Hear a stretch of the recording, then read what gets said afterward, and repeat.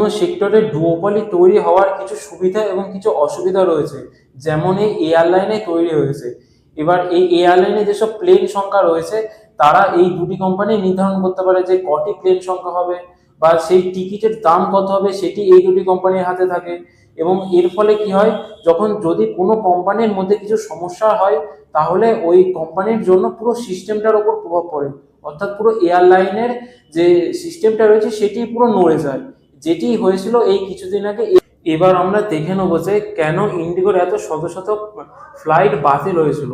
তার জন্য আমাদের একটি নিয়মের কথা জানতে হবে, যেটি এনেছিল ডিজিসিএ।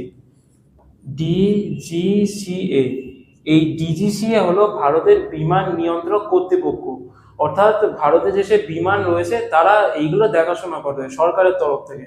তো এই ডিজিসিএ নিয়মটি হলো এই crew duty rule. Crew duty rule বোঝানো হবে যে যে প্লেন প্লেন চালক রয়েছে অর্থাৎ পাইলট রয়েছে, এবং যেসব ক্রু মেম্বার রয়েছে অর্থাৎ এয়ার হোস্টেস রয়েছে, তাদের স্বাস্থ্যের ওপর বিচার করে এই নিয়মটি প্রযোজ্য করা হয়েছে।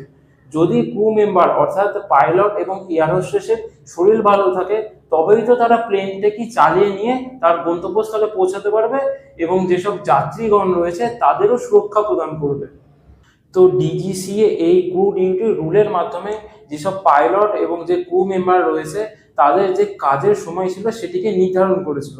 অর্থাৎ যেমন আগে যেটি হতো সেটি কি, যে পাইলট পাইলট 14 ঘন্টা 12 ঘন্টা ধরে কোনো ফ্লাইটকে উড়িয়েই যাচ্ছে।